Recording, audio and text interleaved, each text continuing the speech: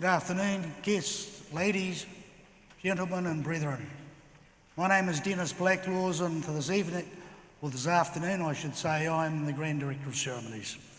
There are a few notes, so if I can please take a moment to draw to your attention the emergency management procedures that we should follow in this venue in the unlikely event of a fire or earthquake. In the event of an emergency, please follow the instructions of the venue Wellington safety wardens. They will all be wearing high-vis vests for easy recognition. Exits are well marked, but please take a moment to familiarise yourself with the exit nearest to you. If we are required to evacuate the venue, then assemble points for the Michael Fowler Center are the Jack Elliott Green north end of the building and the Lower Cuba Street south end of the building. In the event of an earthquake, please follow the procedures of drop, cover and hold. Please do not evacuate unless instructed to do so by the venue safety wardens. If you require first aid or in the case of a medical emergency, please let one of the venue or catering team know and they can assist. And if I can also thank the Wellington Free Ambulance staff who are here in attendance, and hopefully they will be underpaid and underutilised. A gentle reminder, ladies and gentlemen and brethren, to turn your mobile devices off or put them onto silent would be appreciated. In the final housekeeping note, the bathrooms are located both upstairs and downstairs from the auditorium runoff foyer level, as well as off the Fletcher Challenge foyer ground level. Just a quick note that if there's anyone's lost any property, that will be collected and will be able to be, if it's found, uplifted from the lost property on the registration desk out at the entrance when you came in. And if anybody's lost a couple of things, for instance, someone's lost a shaver because we've already got one, go and have a look and see if it's yours. Please sit back, relax and enjoy the ceremony that will now follow. Brethren, you'll be upstanding to receive Right Worshipful Brother Salmon, Divisional Grand Master, our host, the Northern Division.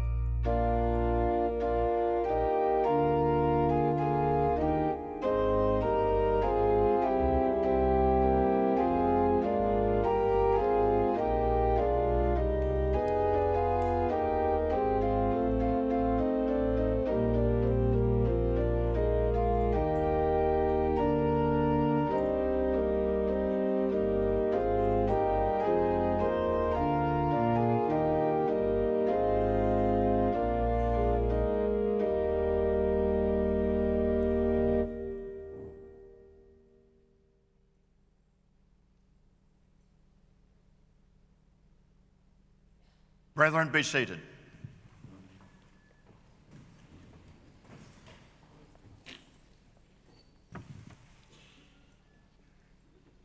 Distinguished guests, ladies and gentlemen, and brethren from throughout New Zealand, I extend to you all a very warm welcome to the ceremony this afternoon. We thank you for your support and for being here today, and trust that you will enjoy celebrating with us the installation of our new Grand Master.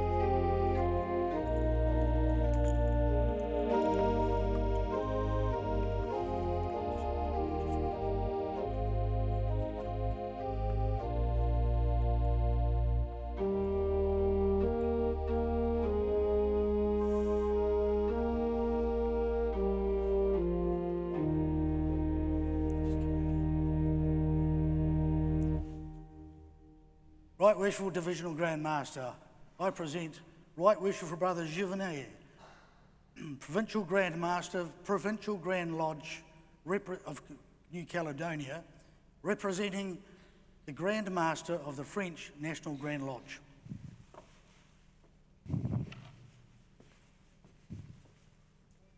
Right Worshipful Brother Juvenile, bonjour. Welcome to this grand installation ceremony. You've travelled great distance to be with us today, and we appreciate your support and having you here. We trust that your afternoon will be one of profit and pleasure, and that the rest of your time in New Zealand will be enjoyable. Welcome, and thanks for coming. Thank you.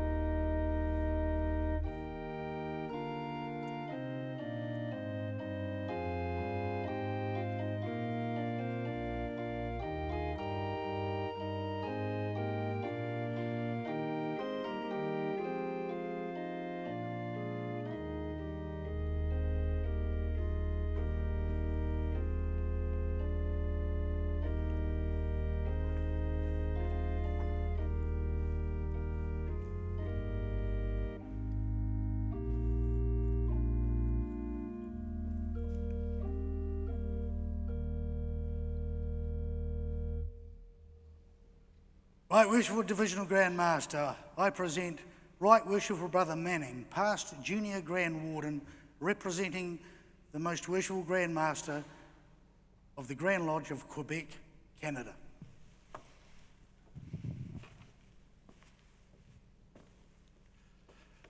Right Worshipful Brother Manning, I welcome you to this grand installation ceremony. You have travelled great distance to be with us today, and we appreciate your support. I trust that you'll enjoy the ceremony of installation this afternoon and the rest of your stay in New Zealand. Welcome. Thank you, sir. It's a great pleasure to be here, and I bring you fraternal greetings from Most Worshipful Brother Mark David, Grand Master of the Grand Lodge of Quebec. Thank you, Right Worshipful Brother.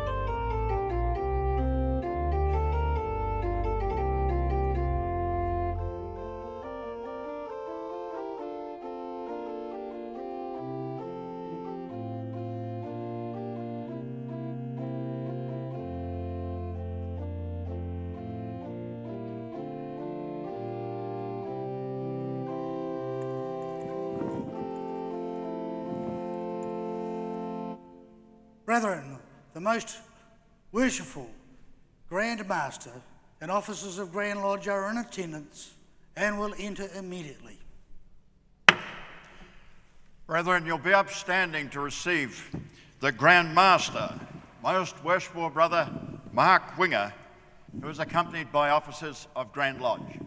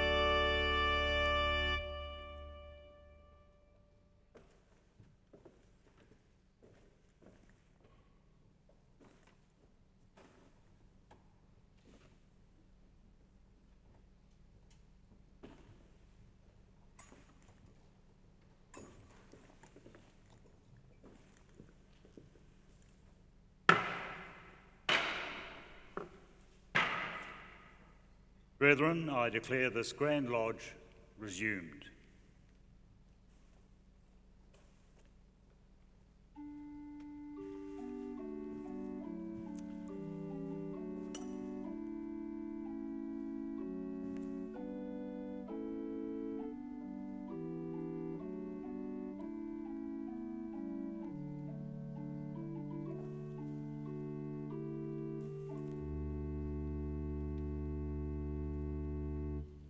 Be seated, brethren.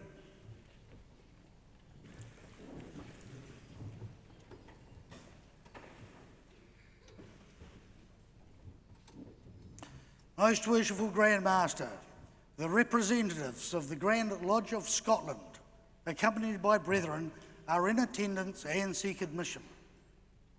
Very Worshipful Grand Director of Ceremonies will be pleased to receive them.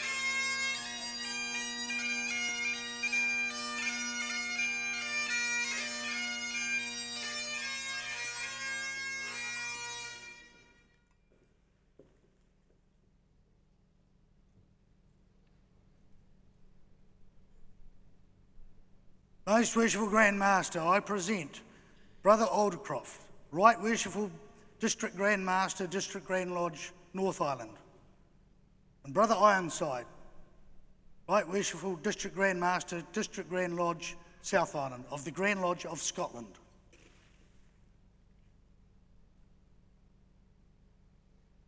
Brother John, delighted to welcome you. I hope that wasn't my senior Grand Warden playing those bagpipes. We have spies everywhere, most worshipful. Look out for us. Brother Jim, delighted. I trust you have an enjoyable afternoon. Lovely to be here, most worshipful. Now turn. Get to that guy.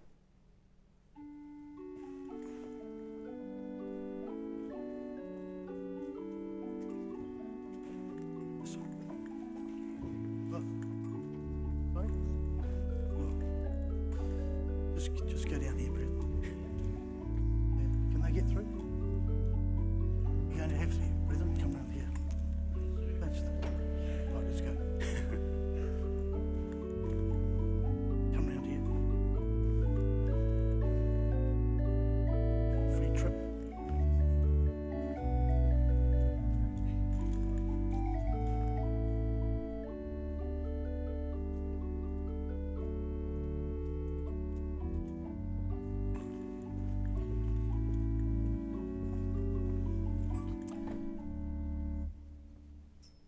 Most Worshipful Grand Master, the representative of the Grand Lodge of Ireland is in attendance and seeks admission.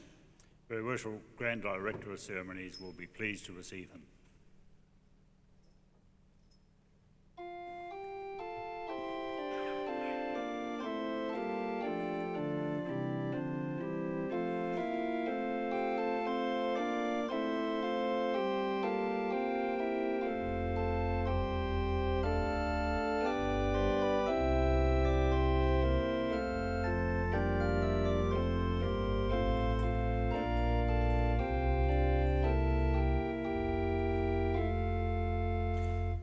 Most Worshipful Grand Master, I present Right Worshipful Brother McGregor, Provincial Grand Master, Provincial Grand Lodge of Ireland in New Zealand.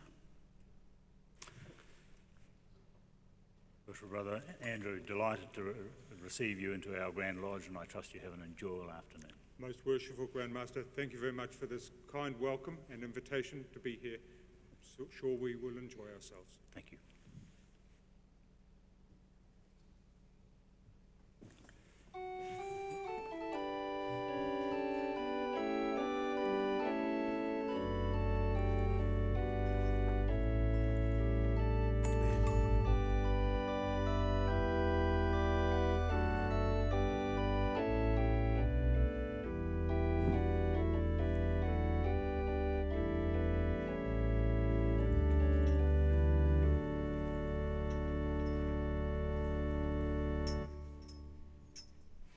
Most Worshipful Grand Master, the representatives of the United Grand Lodge of England are in attendance and seek admission. Very Worshipful Grand Director of Ceremonies will be pleased to receive them.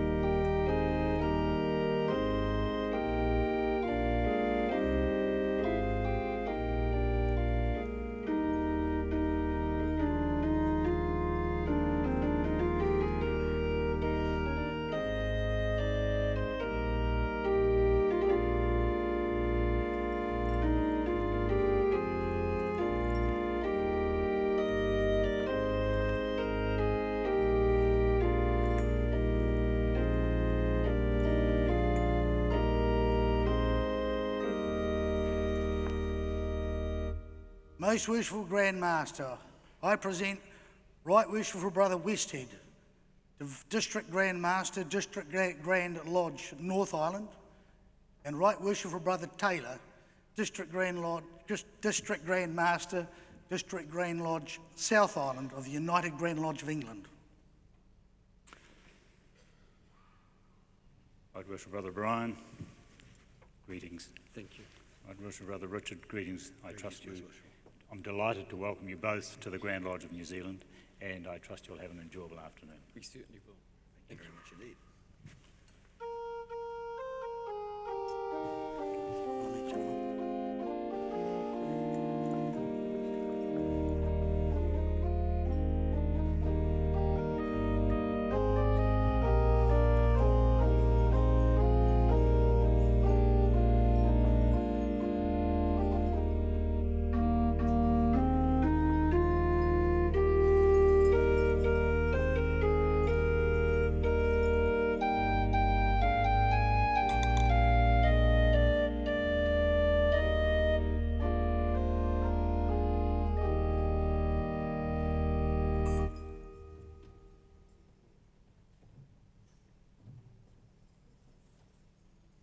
Most Worshipful Grand Master, the most excellent First Grand Principal of the Supreme Grand Royal Arch Chapter of New Zealand is in attendance and seeks admission. Very Worshipful Grand Director of Ceremonies, we will receive him with pleasure.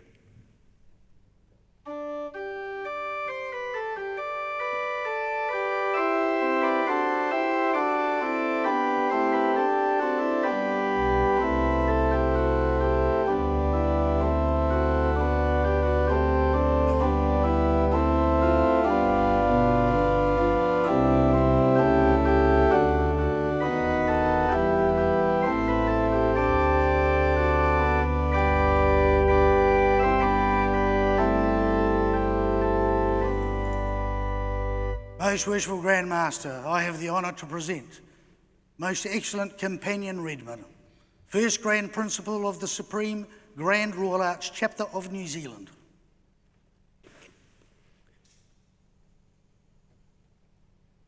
Most Excellent Companion Graham, it's a delight to have you and to welcome you into our Grand Lodge and again enjoy your company. And I trust you'll enjoy the afternoon's activities. Thank you for the welcome, Most Worshipful Grand Master. It's a delight to be here, and congratulations on the last 3 years. Thank you.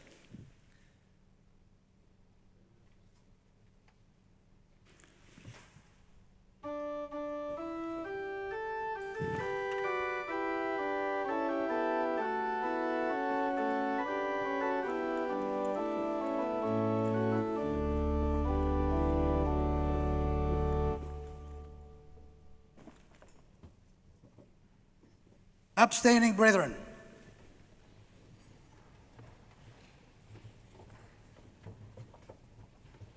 we will greet Most Excellent Companion Redmond, First Grand Principal of the Supreme Grand Royal Arch Chapter of New Zealand, with the honours due his exalted rank, 7 times taking the time from me.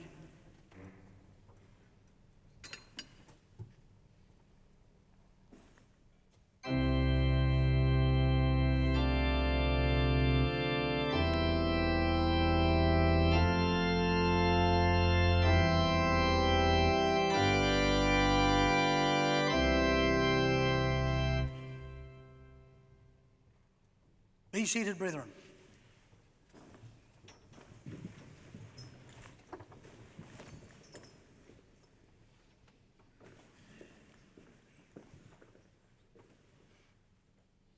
Most Worshipful Grand Master, the Most Worshipful Grand Masters of the Grand Lodges of Australia are in attendance and seek admission. Very Worshipful Grand Director of Ceremonies, we will receive them with pleasure.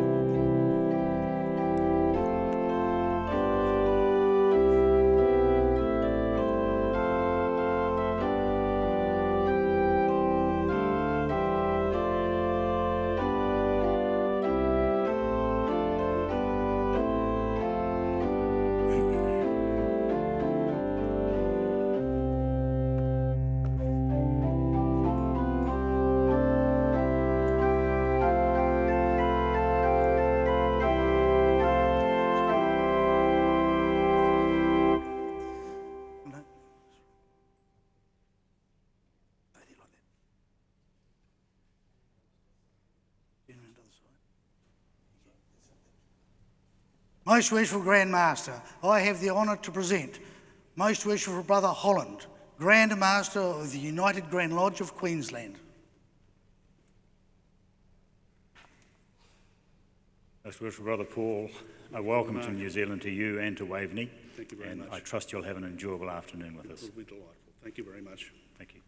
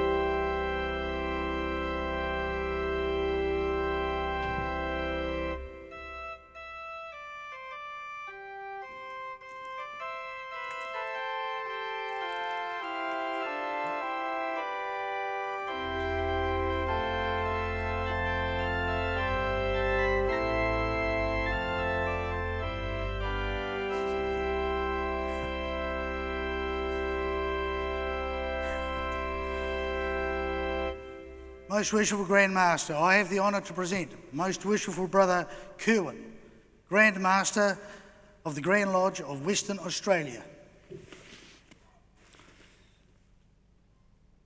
Most Worshipful Brother Peter, greetings, welcome to New Zealand, and our best wishes go to your wife. I know she can't be with you today, but she's in our thoughts. Thank you very much. Trust that you have an enjoyable time in the Grand Lodge of New Zealand and enjoy this afternoon, and very impressed with your delegation that you brought from West Australia. We've even got a couple of Kiwis in there as well. Well, it always adds. Thank you.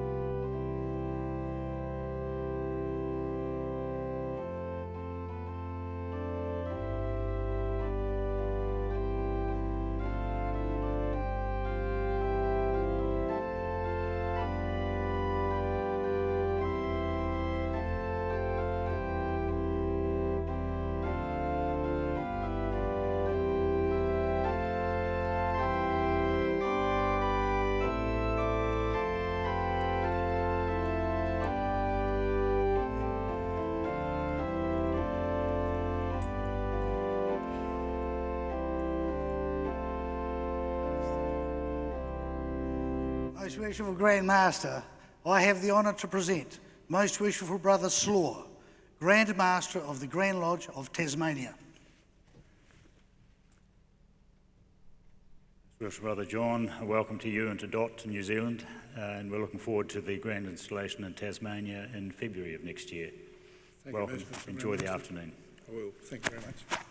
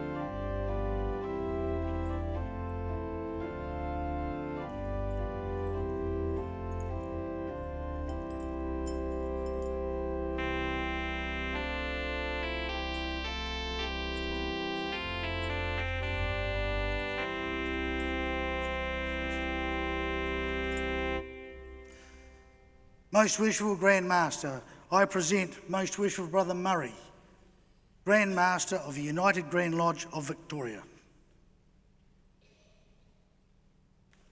Most Worshipful Brother Keith, a welcome to you and to Fiona to New Zealand again, and we're all looking forward to the grand installation in Victoria in April of next year. Not almost as much as I am, but I know how you feel. have a great day. Well, you have an enjoyable afternoon with us. I will. Thank you.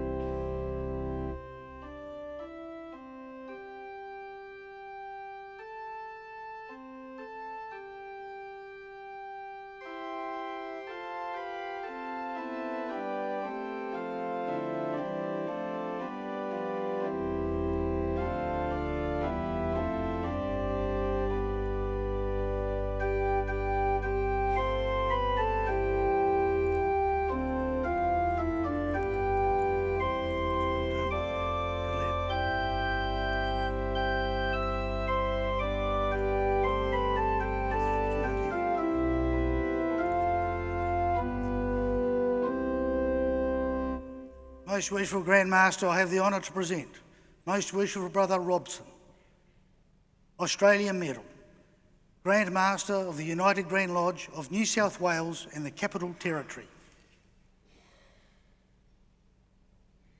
Most Worshipful Brother Derek, a welcome to you and to Gail to Wellington, and delighted to have you and your delegation with us, and I trust you'll have an enjoyable afternoon with the Grand Lodge of New Zealand. Thank you, Grand Master, and congratulations from all of us. Thank you.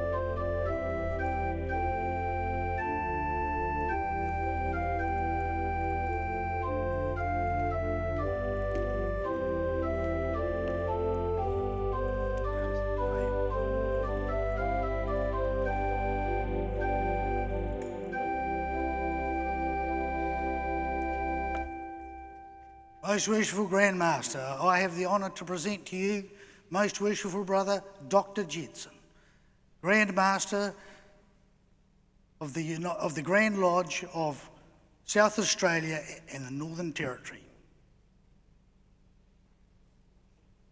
Most Worshipful Brother Neil, a welcome to you and Norma on your first visit to Wellington, and I trust it won't be the last visit.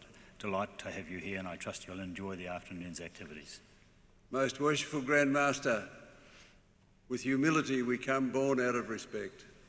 Thank you for that really warm welcome, and I bring to you fraternal greetings from all of the Freemasons in South Australia and the Northern Territory.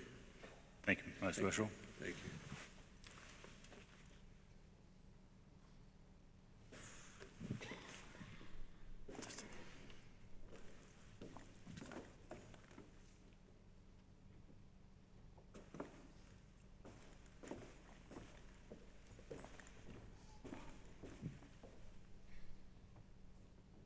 Upstanding brethren,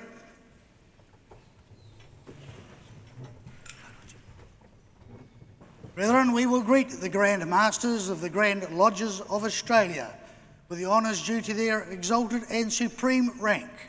The Grand or Royal sign 11 times, taking the time from me.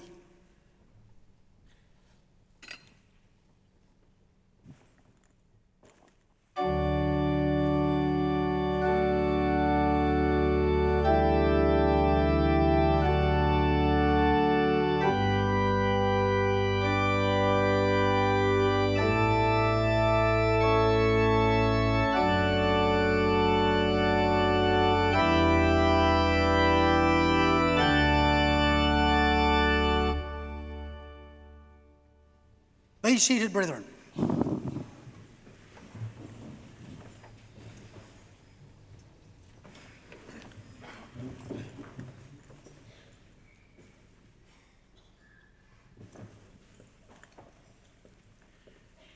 Distinguished guests, ladies and gentlemen, please join in standing for the reception of the New Zealand flag, during which we will sing the New Zealand National Anthem.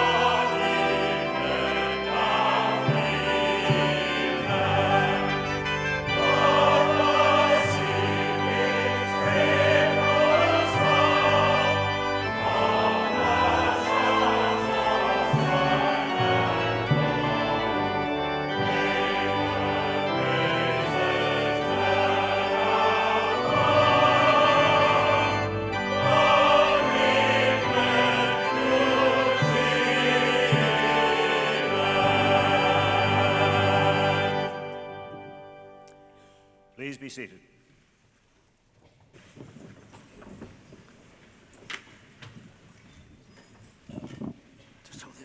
Very worshipful Brother Williams, Grand Secretary, you will read the warrant of election of the Grand Master.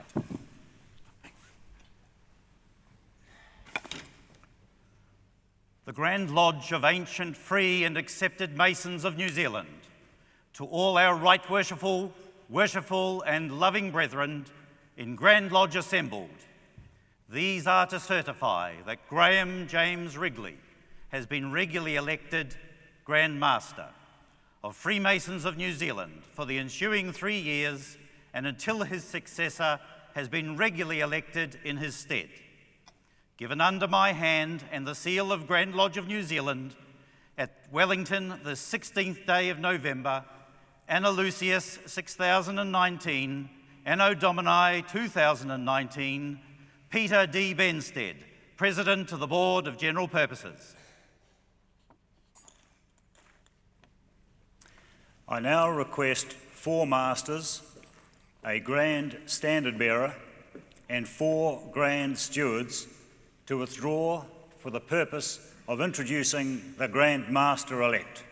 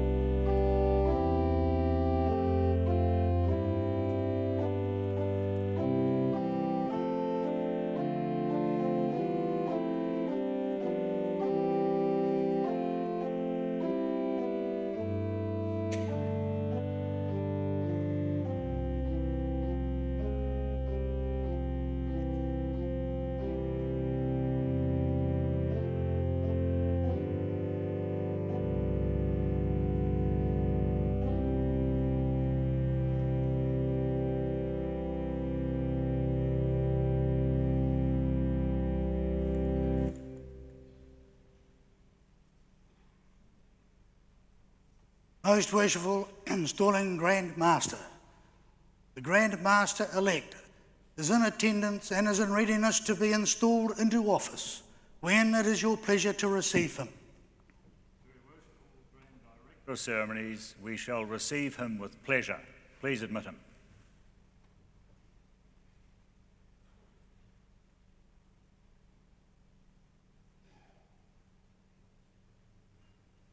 Brethren, you will be upstanding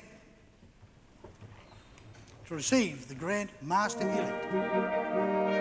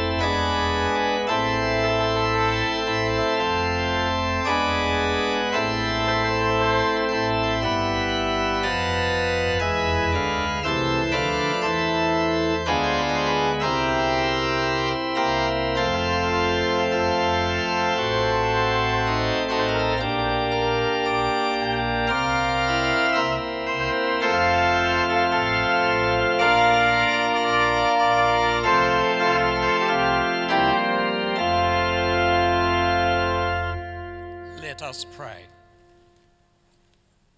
Almighty God, eternal source of life and light, we seek your grace and guidance for your servant, Right Worshipful Brother Graham James Wrigley, who is now to be installed as Grand Master of our fraternity. Endue him with wisdom and insight, counsel and strength, love and understanding.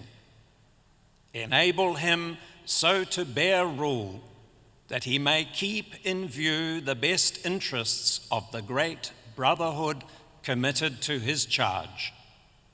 Uphold those who will work with him, that they may do so in peace, love, and harmony. May they ever be faithful and zealous, and assist to uphold the hand of their chief in all good deeds. Strengthen and support all who labor in the craft, that its ideals and values may be as leaven in our communities at all times.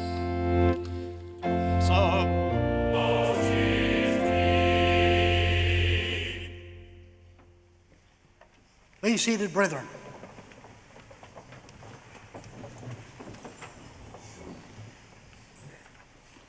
Most Worshipful Installing Grand Master, I have the honour to present to you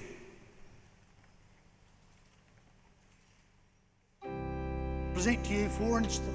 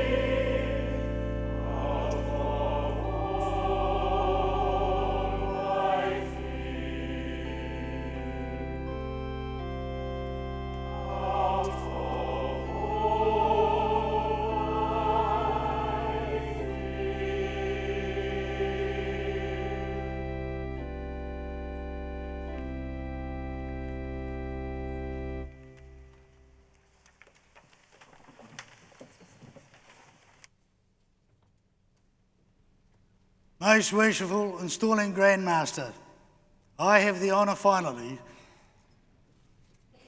to present to you Right Worshipful Brother Graham James Wrigley, who has been duly elected Grand Master for the ensuing 3 years.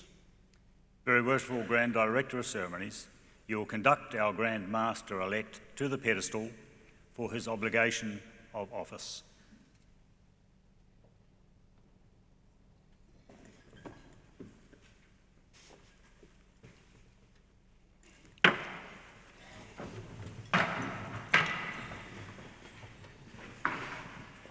I, Graham James Wrigley, in the presence of Almighty God and before the Grand Lodge of New Zealand, do promise and swear that to the best of my ability I will faithfully, honestly and impartially perform the duties of Grand Master in this jurisdiction during the term of my office, and that I will conform to and maintain the Constitution, laws, rules and regulations of the Grand Lodge of New Zealand and the usages and customs of free and accepted Masons, and at all times enforce strict obedience thereto, so help me God.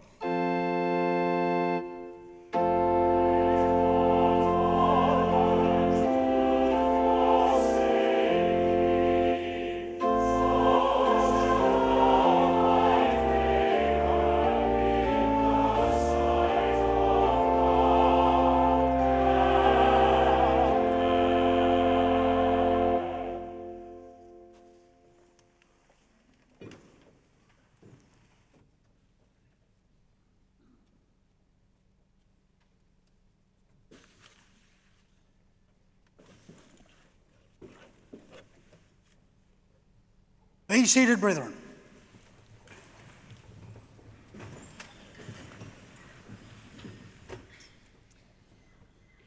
Most Worshipful Grand Master, for from henceforth you are entitled to be thus hailed.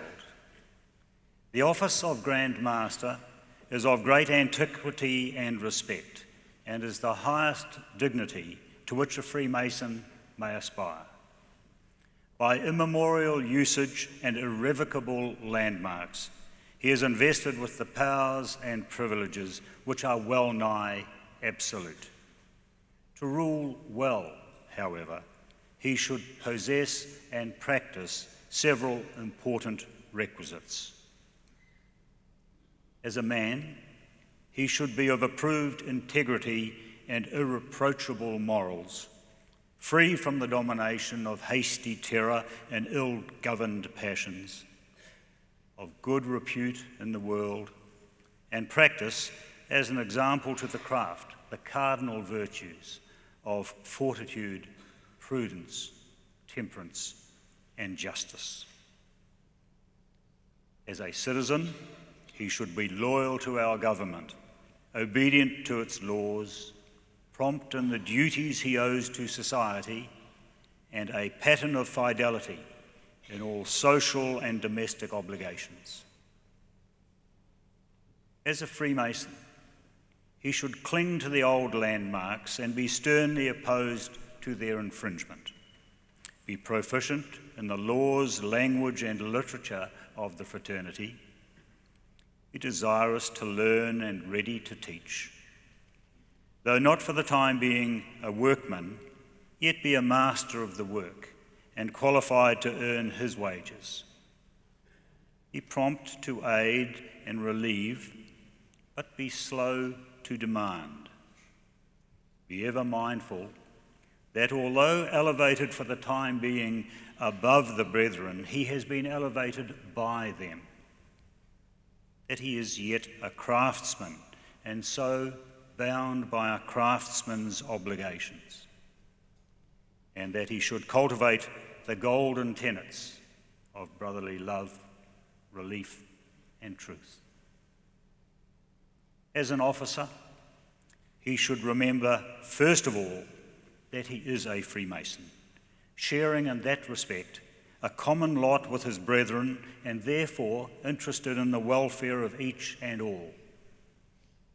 Be devoid of undue ostentation and haughty overbearing. Be accessible to all, cultivating the closest friendship and the most unlimited confidence with his associate officers. Be eager to take counsel from his brethren and ready to give it. Be patient in investigation and hearing. Be deliberate in judgment and prompt in execution. Be devoid of favoritism and wholly impartial. Be watchful over the treasury. Have an eagle eye upon every part of his jurisdiction and guard against the restless spirit of unwarranted innovation. Therefore, the exalted station to which the free choice of your brethren has now called you involves these great responsibilities and requires to be inaugurated by solemn sanction. It elevates you to a position from which the powers and prerogatives may depart with the expiration of your term of service, but the honour and dignity, except by your action, never.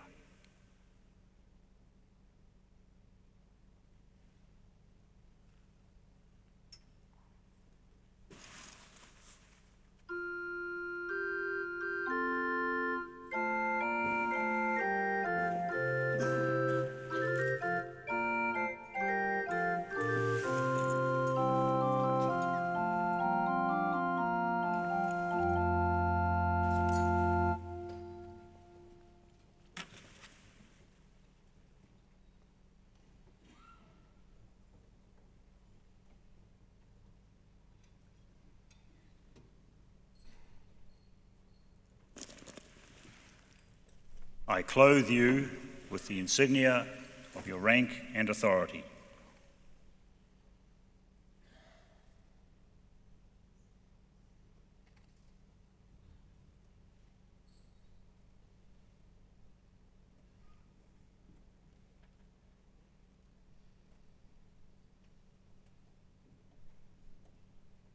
And I invest you with the collar and the jewel of your office.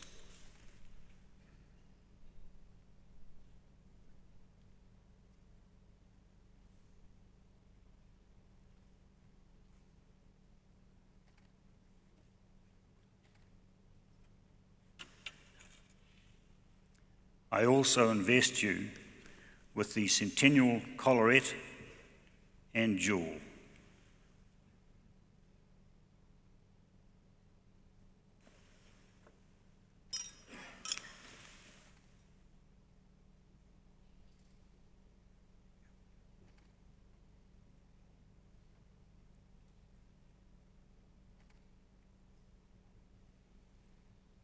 Good. That should be. Excellent.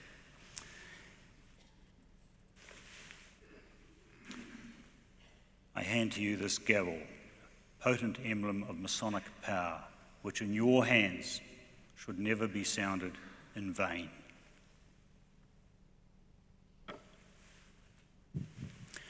I surrender to you this seat of authority.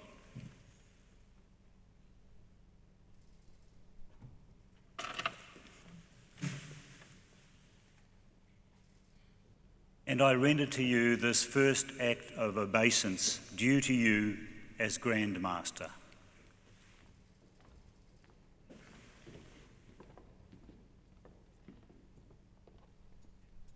I hail, salute, and proclaim you Grand Master of the Freemasons of New Zealand.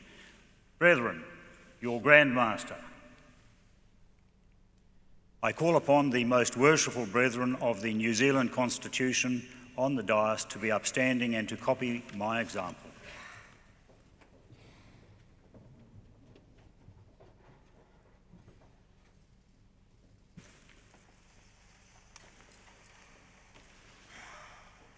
Brethren, you'll be upstanding and we will sing the ode, Prosper the Man.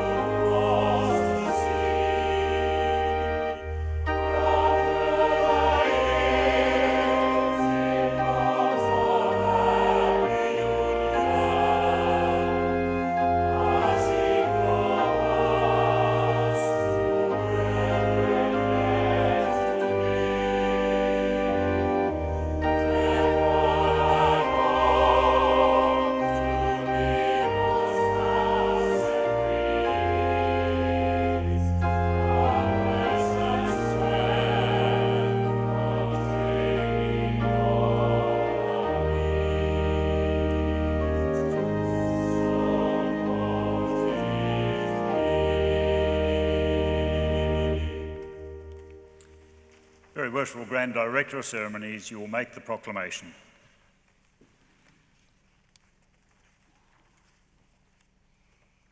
This time and from the east, I proclaim Most Worshipful Brother Graham James Wrigley, Grand Master of the Grand Lodge of Ancient, Free and Accepted Masons of New Zealand for the ensuing 3 years, and until a successor has been duly elected and installed in his stead.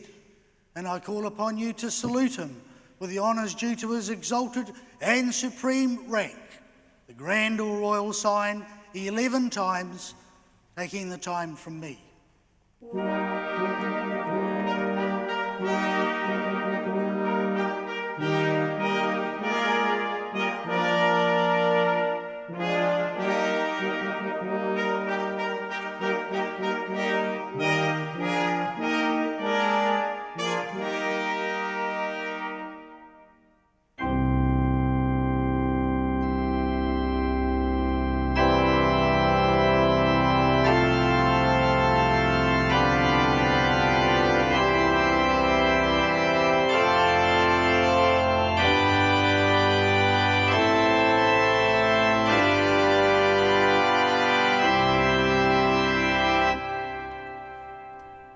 Brethren, we'll sing the ode, Lord God, our Master bless.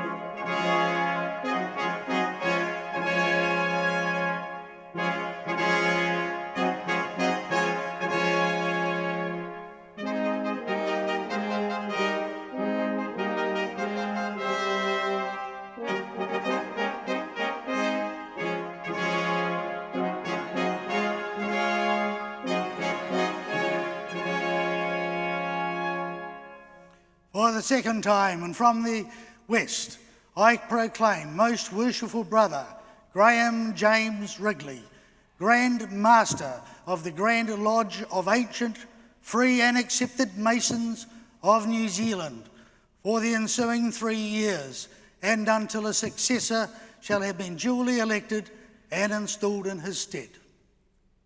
Brethren, we will sing the ode in wishes true and hearty. Amen.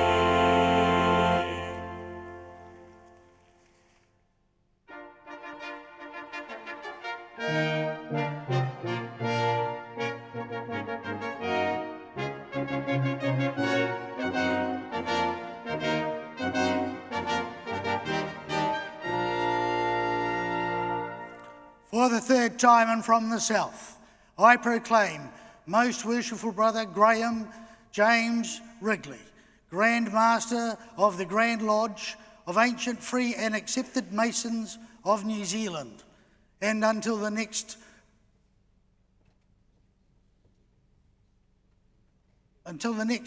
period of election, and until a successor shall have been duly elected and installed in his stead. Brethren, we will sing the ode, Great Architect, to Thee we raise.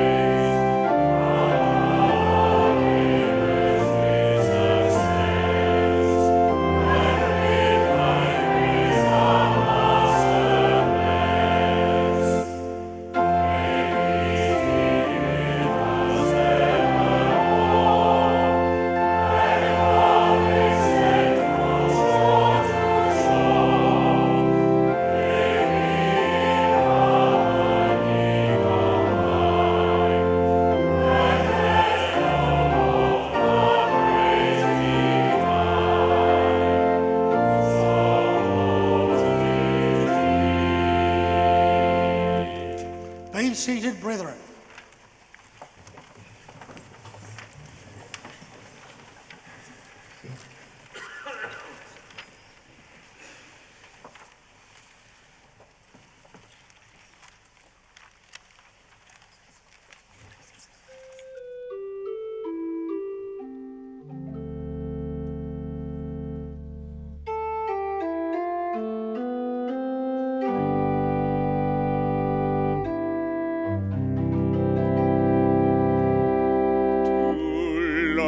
Someone more dearly every day,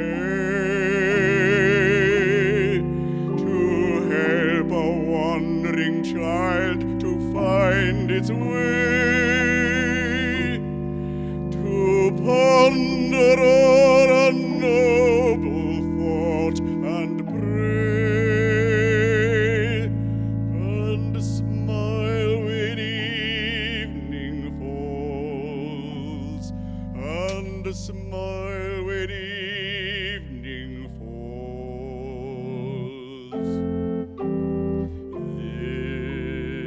This is your task.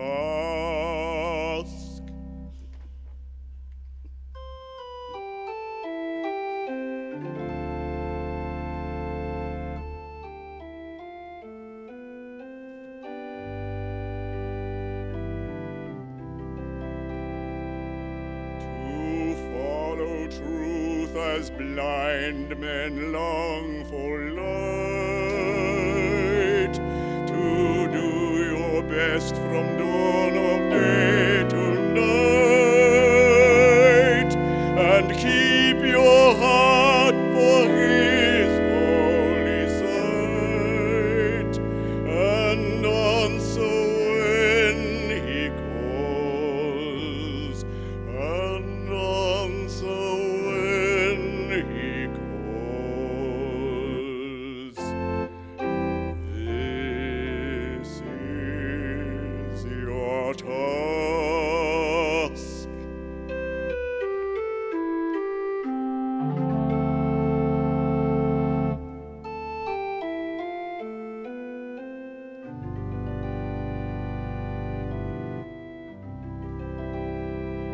When days are dark, to be both brave and strong,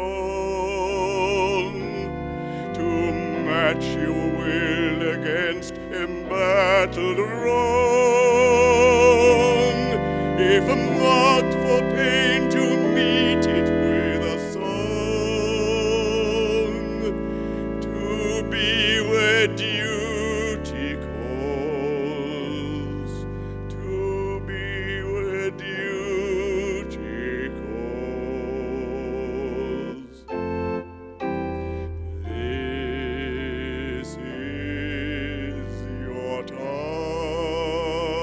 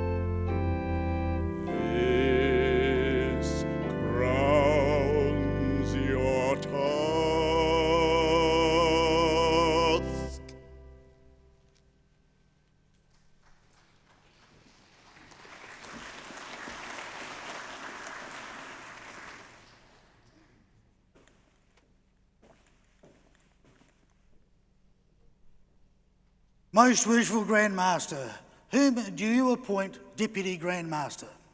I appoint Right Worshipful Brother James Leslie Watt as Deputy Grand Master. Very Worshipful Grand Director of Ceremonies, you will now present the Deputy Grand Master designate for investiture.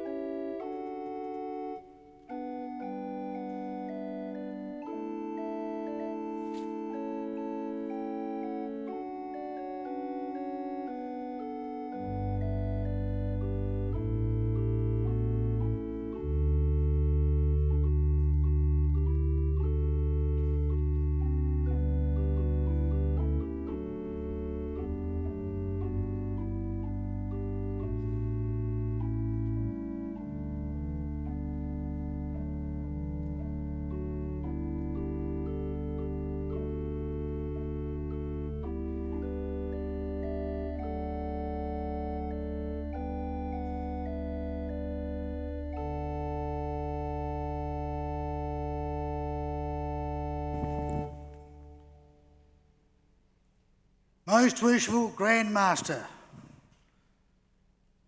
Brethren, you'll be upstanding to receive the Deputy Grand Master designate.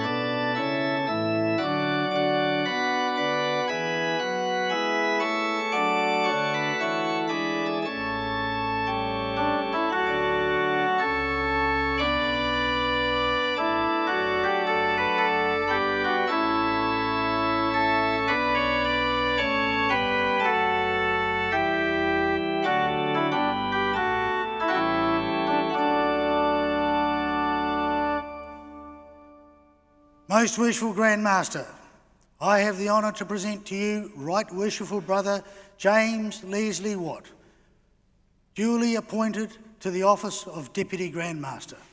Very Worshipful Grand Director of Ceremonies, you will conduct him to the pedestal to take the obligation of his office.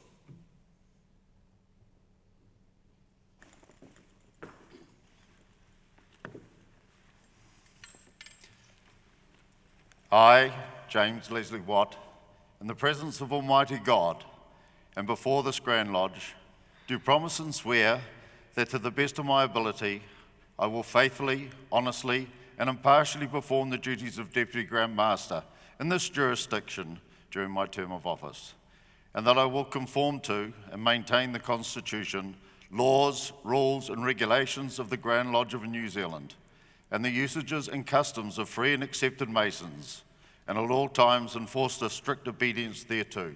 So help me God.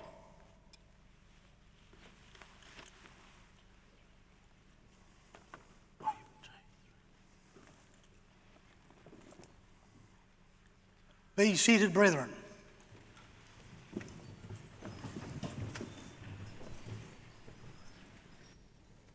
Right Worshipful Brother Watt, you will be aware that in the case of my inability to act within the contingencies mentioned in our Constitution, you succeed to my duties and prerogatives, as you do also in acting as my substitute in any matters specially delegated to you.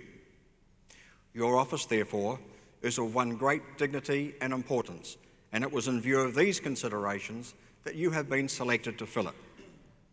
Be mindful of the suggestions made to me as Grand Master, for you know not how soon they may have a special application to you. And remember also that the usages, as well as our particular regulations, have placed you in a most intimate and confidential relationship to me as a supporter and counsellor.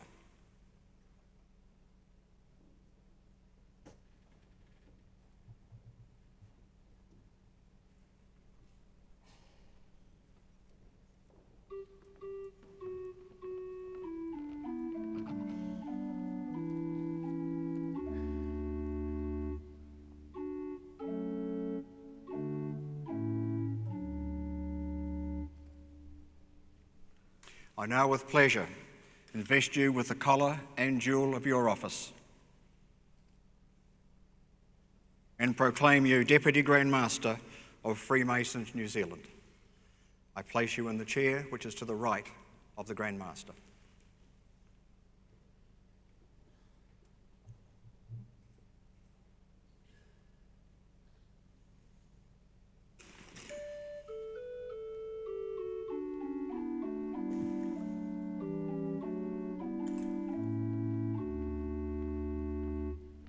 Very worshipful Grand Director of Ceremonies, you will make the proclamation. All brethren below the rank of past Deputy Grand Master will be upstanding.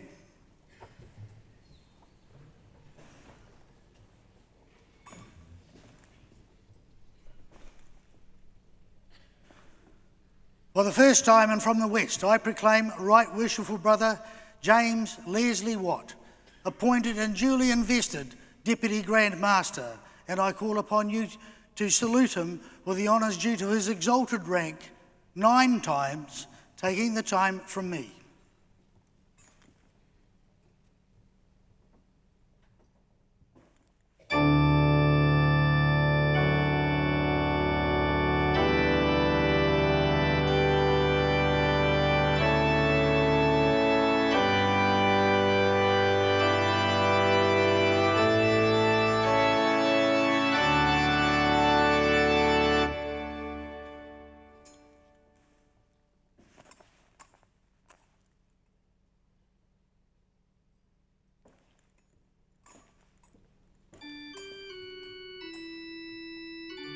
For the second time and from the South, I proclaim Right Worshipful Brother James Leslie Watt, appointed and duly invested Deputy Grand Master. Be seated, brethren.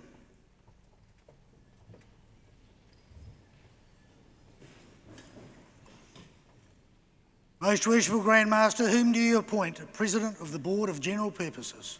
I appoint Right Worshipful Brother Robert Angelo as President of the Board of General Purposes.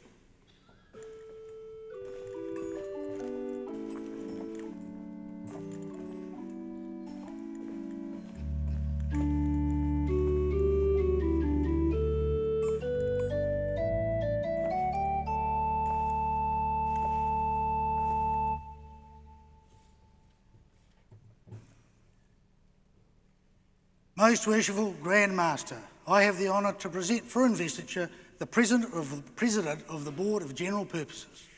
Right Worshipful Brother Angelo, it is my pleasure to invest you with the collar and jewel of your office, and I congratulate you on your appointment.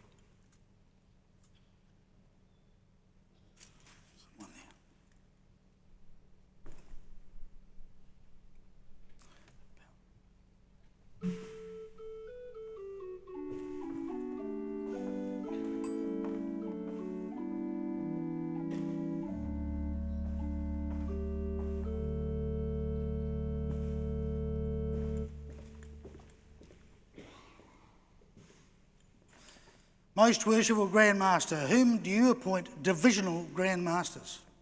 I appoint Very Worshipful Brother Michael Haiti, Northern Division, Very Worshipful Brother Russell Pratt, Central Division, and Very Worshipful Brother Patrick Cooney, Southern Division, as Divisional Grand Masters.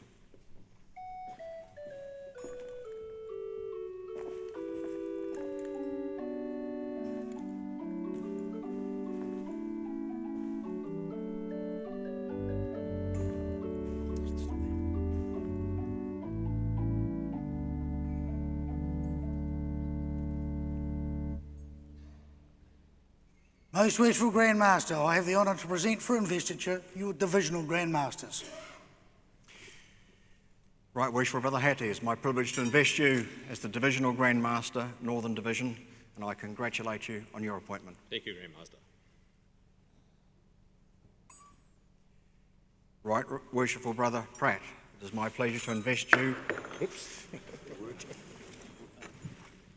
with the collar and jewel of your office. I'm sure you'll connect that shortly. And I congratulate you on your appointment. Right Worshipful Brother Cooney, it is my pleasure to invest you with the collar and jewel of your office. Get that right.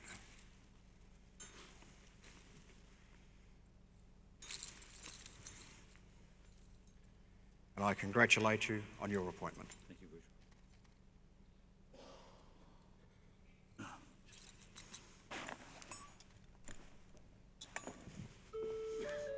Worship.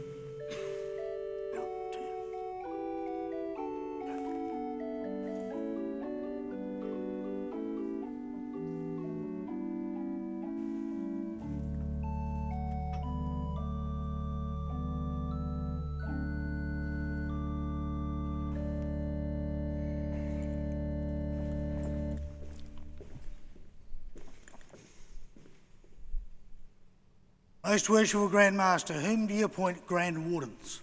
I appoint Right Worshipful Brother Peter Muir, Senior Grand Warden, and Very Worshipful Brother John Dennison as Junior Grand Warden.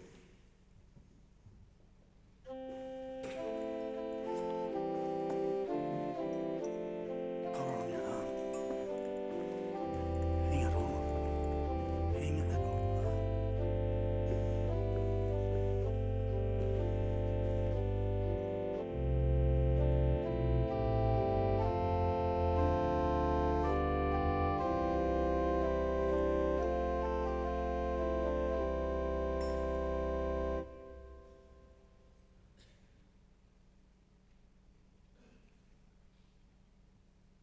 Most Worshipful Brother Barker. Oh, that's right, yeah. I can see you standing up there.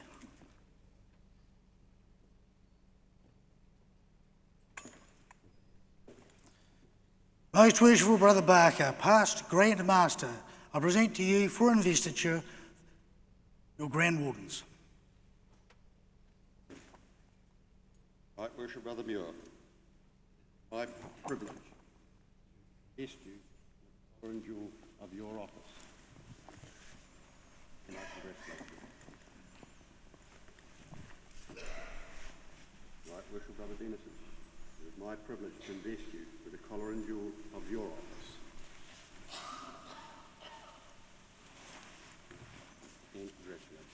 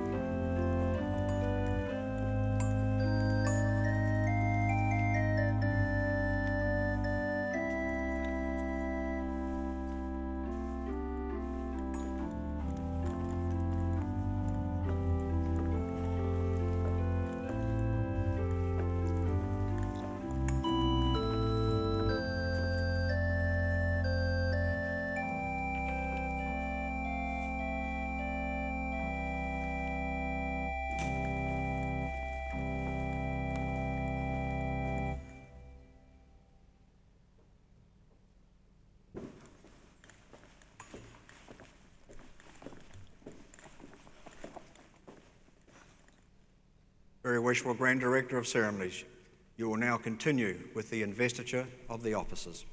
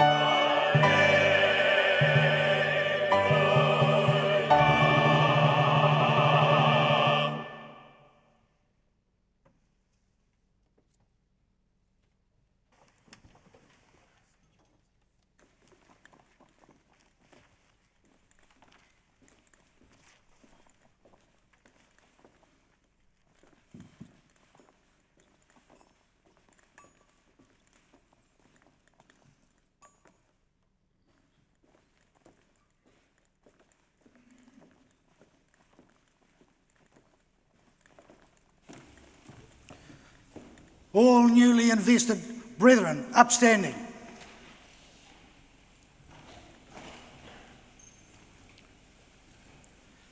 Brethren, such is the nature of our constitution that some must of necessity rule and teach, others, of course, must learn, submit, and obey. Humility in each is an essential qualification.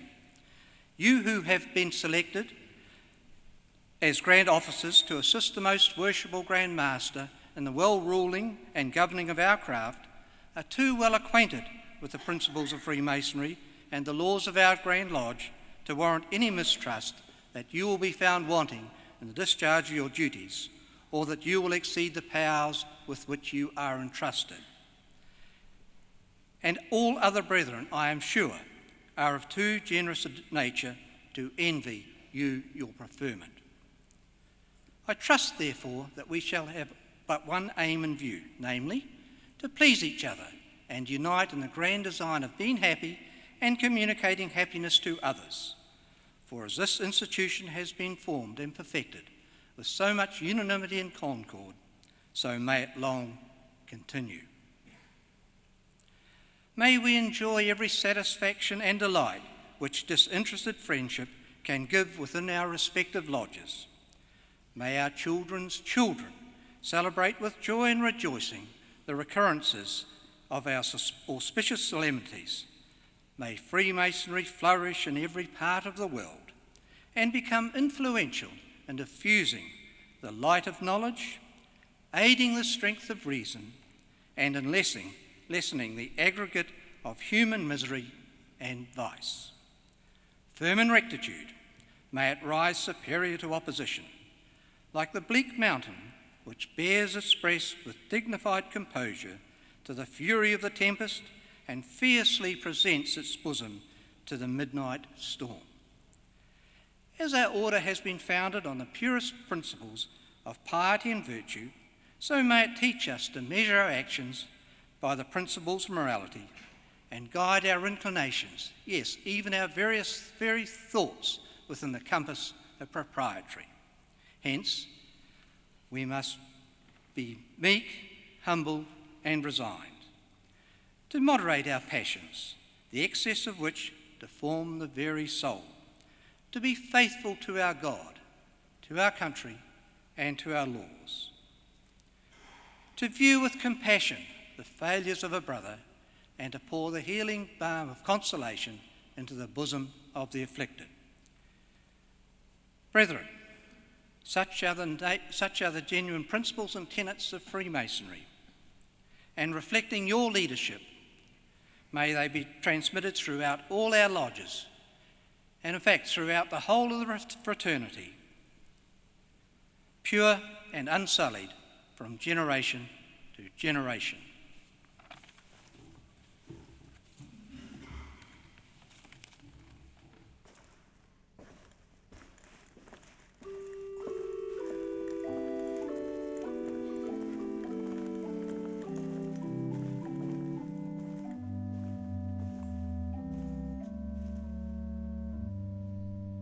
Brethren, be seated.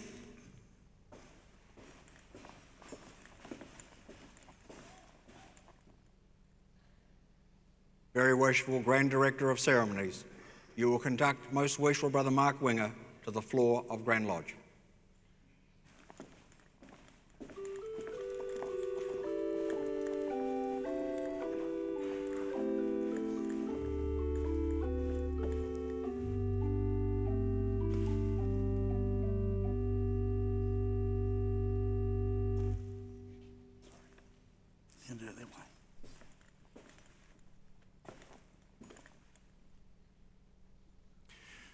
Most Worshipful Brother Mark Winger, it is my pleasure this afternoon to invest you with the collarette of a past Grand Master, and in doing so, thank you for the contribution you have made to Freemasonry over the last 3 years.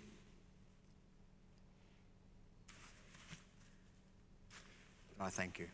Thank you, Most Worshipful Grand Master.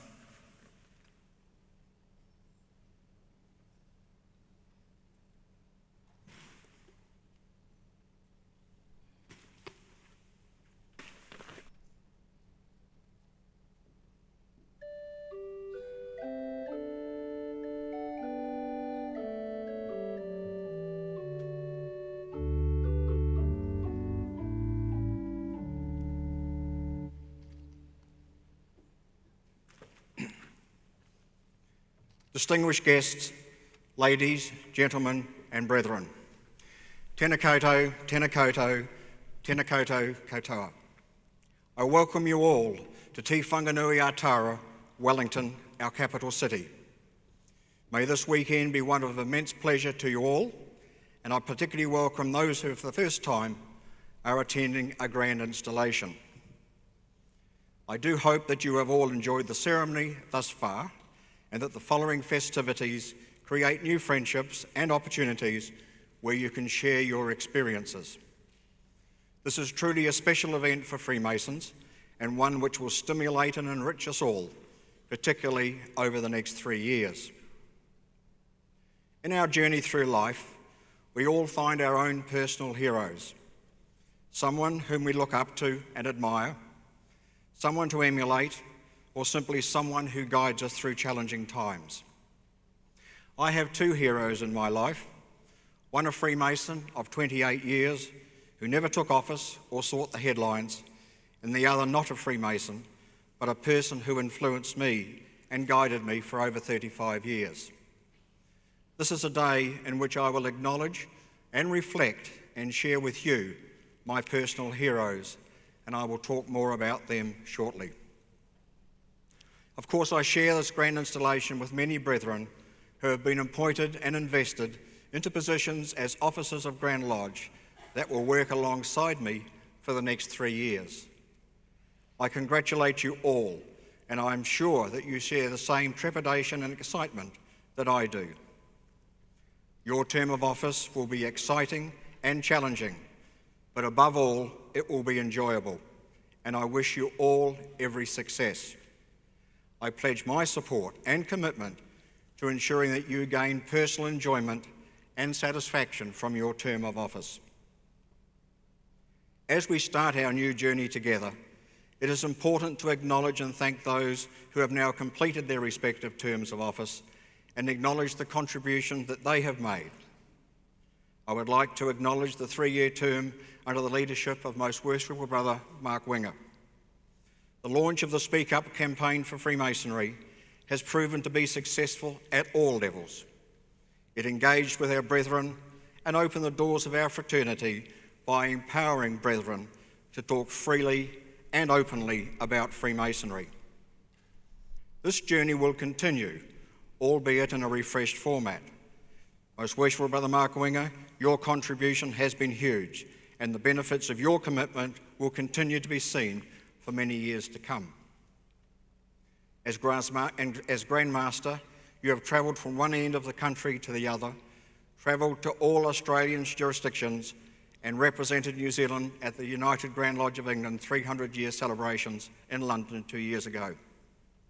You have worked hard to build relationships with our sister constitutions and with our wider Masonic family. This has laid a foundation stone that I can also build upon over the next 3 years.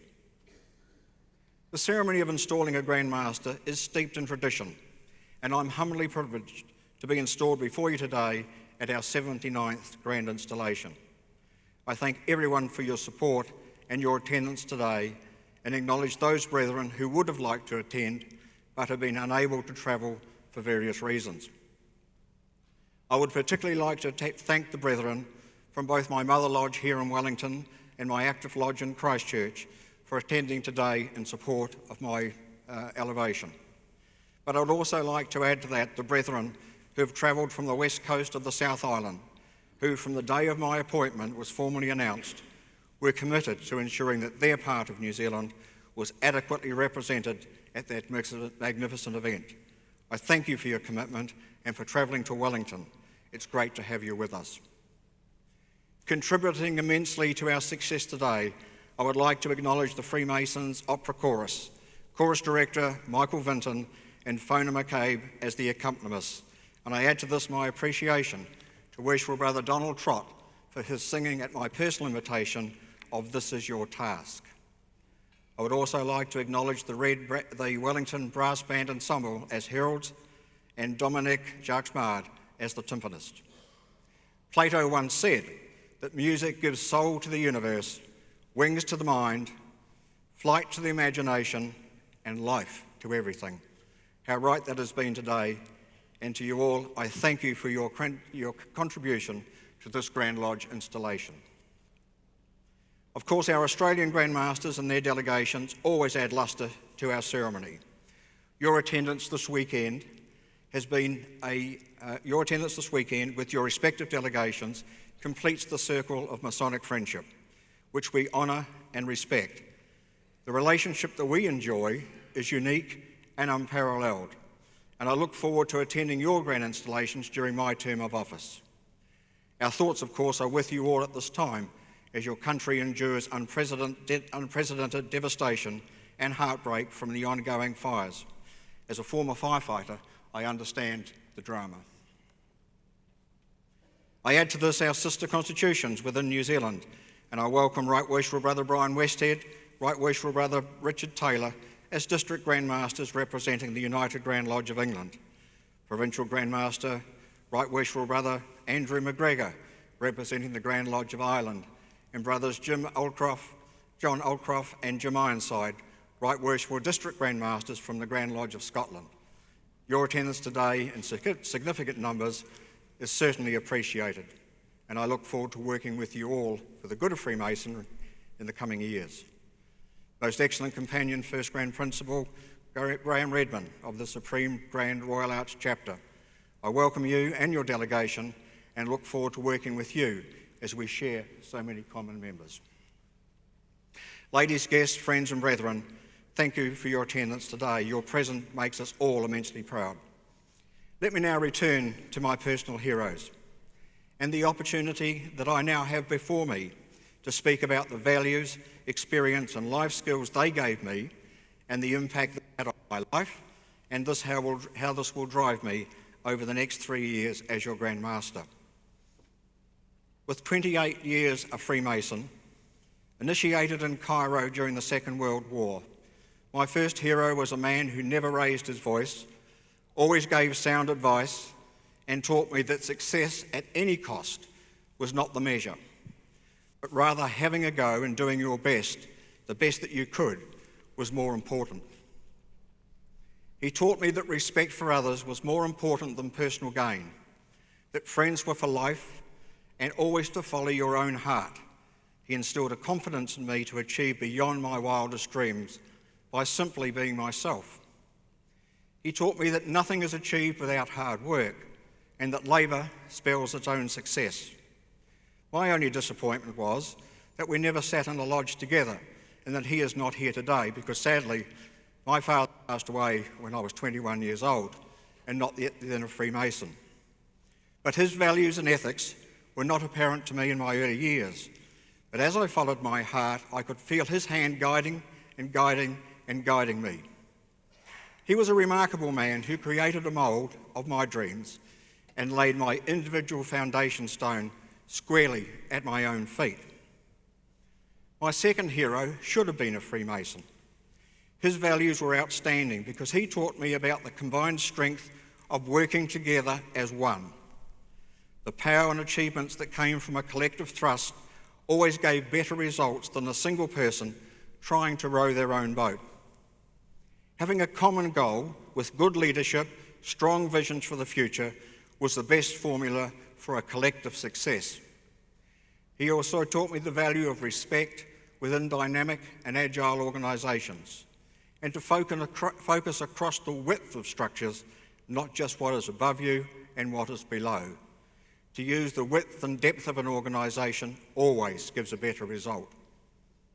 Doing the right thing, engaging with people, leading and empowering rather than directing, and using the collective good could turn any organisation into a sustainable model that would be successful, respected, future-proofed, growing and understood. Understanding the reason for being, why we're here, who is it all about, and the relevance are the fundamental tenets of any organisation that services a community. This hero entered my life when I was 18 and guided my fire service career for over 32 years. Brian Armstrong was my first fire chief boss when I was a volunteer firefighter in a small Taranaki community. Many years later, he was the National Fire Commissioner when I was appointed as the Chief Fire Commander of this city here in Wellington.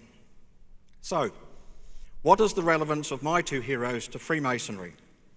How will this influence my term as Grand Master over the next 3 years? As a unified organisation where we strive to do our very best, focus on the vision and strategic direction, and work together as one, then there are gains here for us to reap, a mountain of rewards.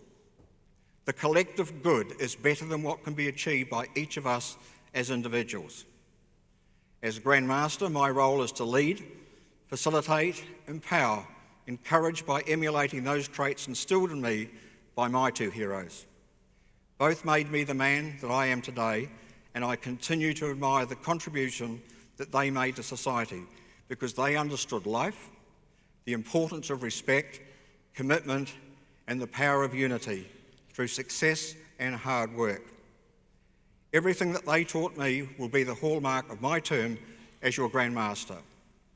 The thrust will be working as one to a common goal and striving for success using the power of our strategic direction and the immense collective talent that we have up, down and across Freemasons New Zealand.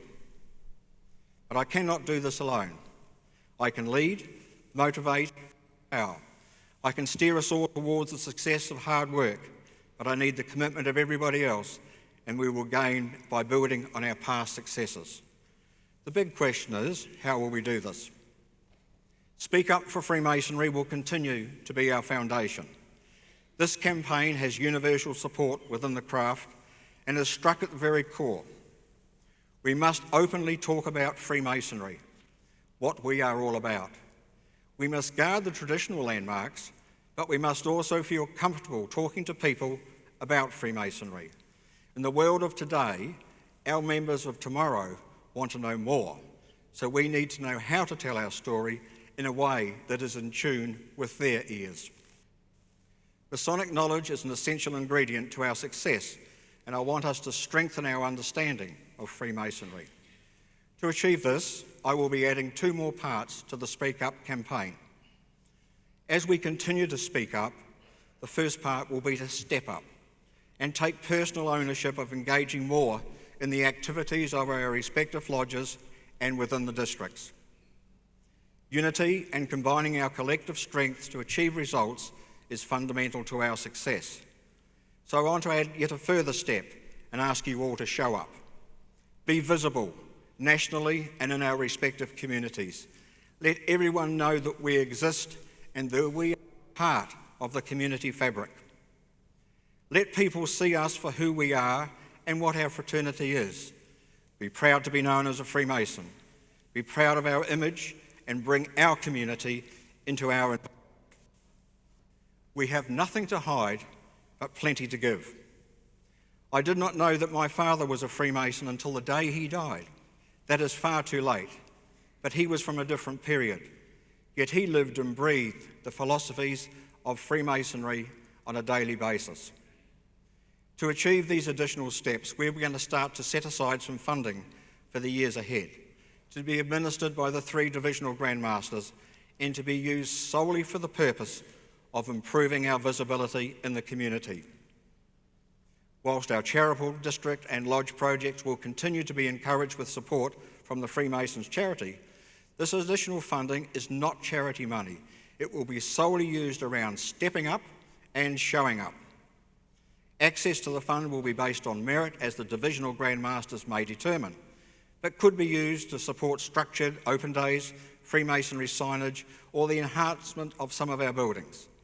My only criteria is that it must fall within the scope of the strategic plan, must enhance Freemasonry, and must help us visibly connect with our community. We have a great story to tell to the people of Aotearoa, New Zealand. Our charitable activities nationally through the Freemasons charity are second to none. Our university scholarships are making a difference to the leaders of tomorrow. For over 42 years, these annual presentations have attracted a wide range of scholars, many of whom have gone on to succeed on the world stage. Our substantial funding to support leading-edge brain research at the University of Auckland and paediatric research at the University of Otago in Dunedin are flagships for all as Freemasons, and they make a huge difference to the lives of so many people. Last year, we provided major funding to the Mulligan Institute here in Wellington to support their leading-edge cancer research for the CAR T-cell project that will bring affordable cancer therapies to everyday Kiwis. Just a few weeks ago, the Mulligan Institute received approval to commence their first clinical trials. This will make a huge difference to those who have exhausted all other avenues for treatment of cancer.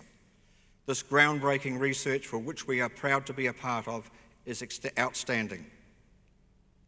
Our lodges, proudly working within their districts with local Masonic charitable trusts and with support from the Freemasons charity, delivered over 70 community projects last year, ranging from life-saving defibrillators, life-saving training, Coast Guard rescue boats, support on projects such as Camp Purple, Camp Quality, Lifelight Trusts, Kids Can, ambulance services, hospital, youth development with the Powering of Potential through the Royal Society, and community care groups, to name but a few. It has been estimated that the charitable activities of Freemasons in New Zealand exceeds 10 million per year. So as we continue to grow, confidently speak up, step up and show up Freemasonry to our respective communities. As has been the thrust for the past, the Freemasons charity are once again allocating $5,000 per district to be added to the local projects that have a focus on need and suitability within the community. This must be a defined project that engages with the Lodge Brethren and supports the need in the community. As the Freemasons New Zealand strategic direction has been set for the next 5 years, it is simple and meaningful. Resource material has been provided for lodges to develop their own actual plans, and it will be up to us to implement that plan.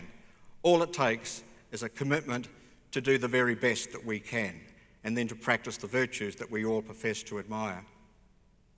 So my goal over the next 3 years is to facilitate the enhancement of individual Masonic knowledge, not just our traditional ritual in the lodge room, but within our wider connections and philosophies. This is to ensure that we speak up confidently to families and friends, and that Freemasonry is understood, that we all step up and engage within our lodges and commit to doing the best that we possibly can to grow our lodge, that we participate as Freemasons out of the lodge room with projects and engage socially with our families.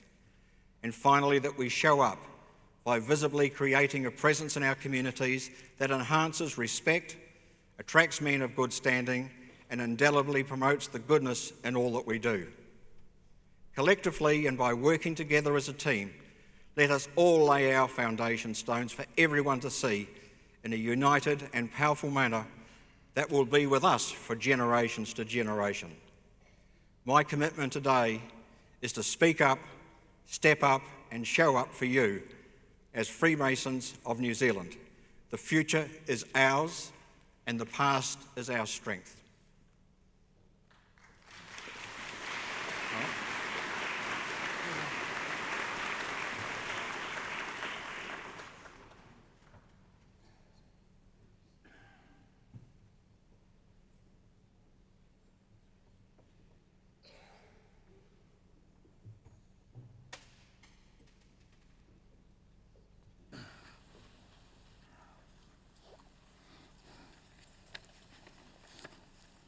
Most Worshipful Grand Master, on behalf of the Australian delegations, I bring you fraternal greetings and best wishes.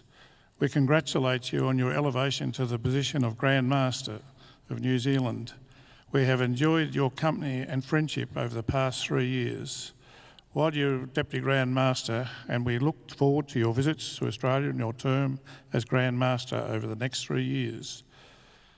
I must mention your past Grand Master, Most Worshipful Brother Mark Winger, too, because we thank you, Most Worshipful Brother Winger, for your support and friendship over the past 6 years, and thank you for allowing us to use your material on the Speak Up program. It's very successful, and I think most of lodges in Australia have turned the corner. So we're on the up, especially in Tasmania. We're going very well with new members, so it's good. And I do, I'll mention that, can I turn this around? I don't look like looking over my shoulder. I'll just say that as Grand Masters, we form a bond, and that's going to last forever. It's something we travelled to halfway around the world together.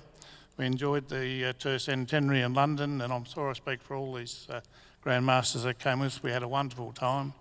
I thank you for the time that you're giving us in this beautiful country of yours. It's probably the cleanest country in the world. There's not a germ that could ever live here. It blows away. So it's apart from the wind, I reckon it's one of the most lovely places you could ever go. And anyone that hasn't travelled around New Zealand, I'd suggest that you spend a bit of time, if not this time, come in 3 years and have a look around, because it is a wonderful country. So I do thank you for your hospitality, and we look forward to the rest of the festivities. I thank you.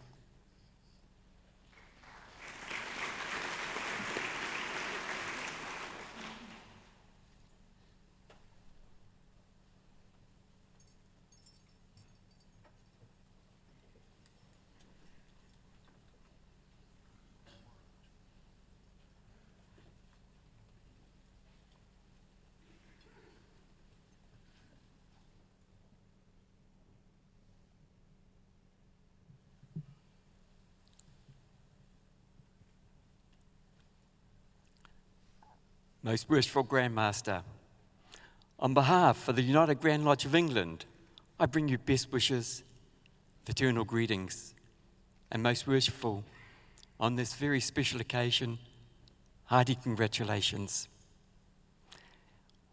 We live in different islands, and it's my great wish that our paths will cross and we'll spend some time together. As you will notice that the English Constitution are not permitted to give signs in front of ladies, but it'd be my great pleasure on this occasion to shake your hand.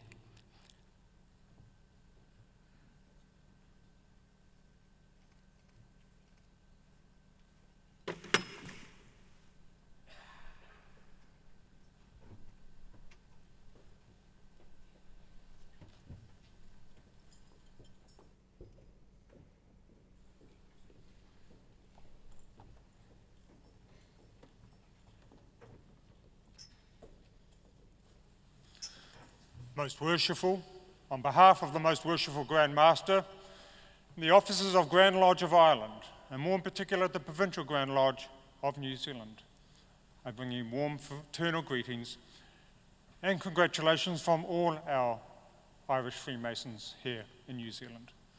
We look forward to working with you and supporting you for all the good of Freemasons here, represented under all the constitutions. And to Most Worshipful Master Mark Winger, I also congratulate you on the efforts that you have driven in Freemasonry, particularly over the last 3 years. And I hope that our friendships continue for many years to come. Thank you.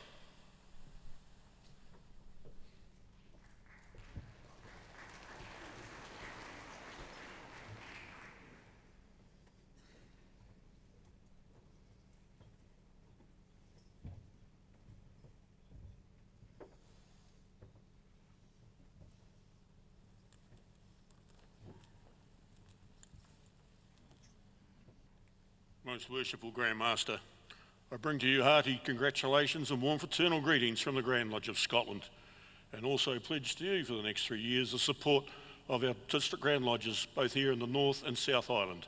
And through you, would like to thank your predecessor for letting us swing off his coattails over the last 3 years. It's been very good for our Constitution. On this occasion, Most Worshipful, I've also been expressly asked to convey to you the warmest of fraternal congratulations and good wishes from the Most Worshipful Grand Master Mason, Brother William Ramsey McGee, as well as those, excuse me, of our Grand Secretary and a representative of the Grand Lodge of Scotland near to the Grand Lodge of New Zealand, Brother J. Ewan Edmund.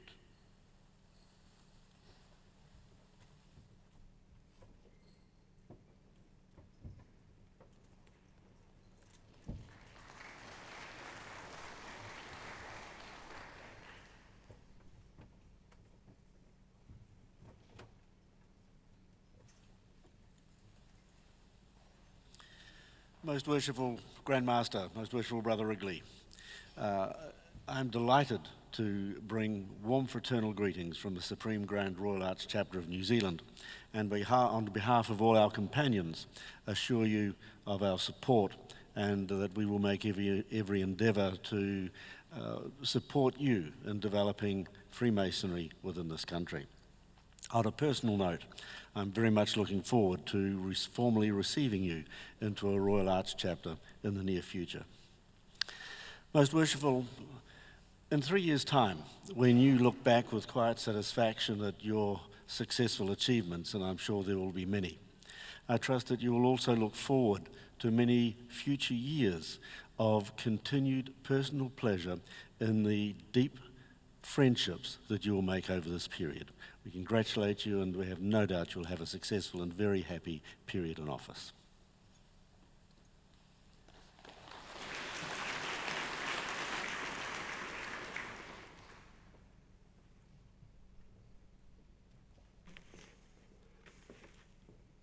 Most Worshipful Brother Slaw, thank you for your greetings on behalf of the Grand Masters from the 6 Australian jurisdictions. Your combined attendance today, along with your large delegations, has added lustre to our ceremony, and we look forward to reciprocating on future occasions as we have done for many years. Right Worshipful Brother Westhead, District Grand Master, District Grand Lodge, North Island, United Grand Lodge of England. It's a pleasure to acknowledge the attendance of yourself and Right Worshipful Brother Richard Taylor, District Grand Lodge, South Island, today. We have a strong friendship, and long may that continue. Your attendance along with your delegations is certainly appreciated. Right Worshipful Brother Andrew McGregor, Provincial Grand Master, Provincial Grand Lodge of New Zealand, Grand Lodge of Ireland. Thank you for your message, and I congratulate you and your attendance today at our grand installation. Likewise, I acknowledge the importance of our ongoing relationship, and I extend my personal thanks to you and your delegation. Brother John Oldcroft, your attendance along with Brother Jim Ironside, Right Worshipful District Grand Master, South Island, Grand Lodge of Scotland, is appreciated, as it's within the strong bond of friendship which binds us all.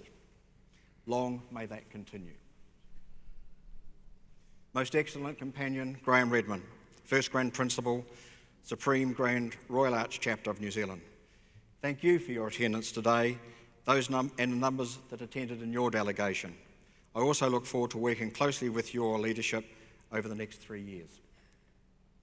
I would also like to acknowledge the attendance of Right Worshipful Brother Juvenet, Provincial Grand Lodge of New Caledonia, and Right Worshipful Brother John Manning, Grand Lodge of Quebec. Your individual attendances today is very much appreciated.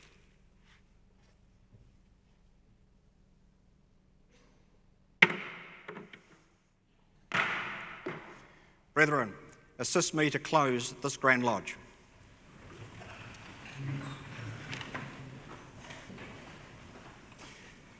Right Worshipful Brother Junior Grand Warden, what is the constant care of every Freemason?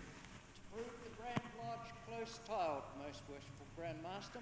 You will direct that duty to be performed. Worshipful Grand Inner Guard, you will prove the Grand Lodge close tiled. Worshipful Brother Junior Grand Warden, the Lodge proves close tiled. Most Worshipful Grand Master, Grand Lodge is close tiled. Right Worshipful Senior Grand Warden, your constant place in Grand Lodge.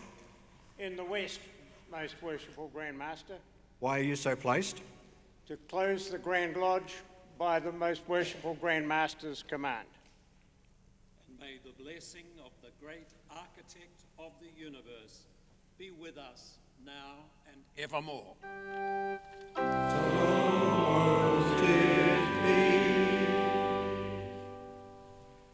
Right Worshipful Senior Grand Warden, you have my command to close this Grand Lodge.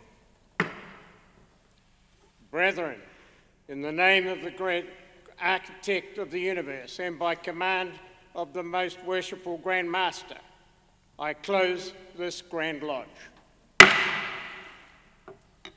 And it is closed accordingly until such time as the Most Worshipful Grand Master may appoint.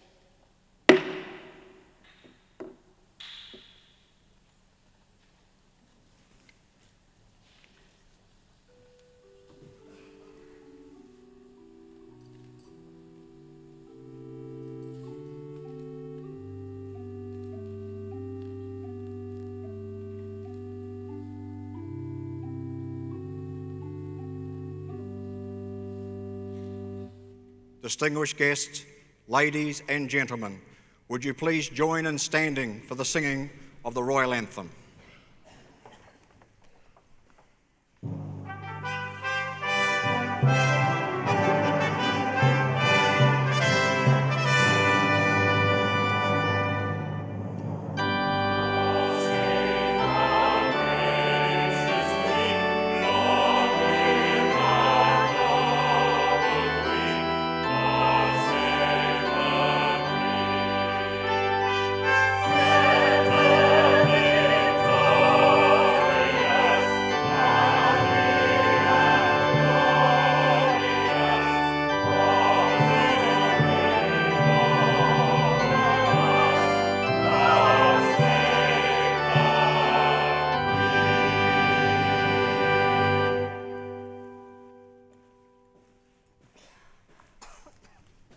Distinguished guests, ladies, brethren and gentlemen, you remain upstanding while the Most Worshipful Grand Master, the Most Worshipful, Right Worshipful and other brethren on the dais retire, during which we will sing the recessional ode.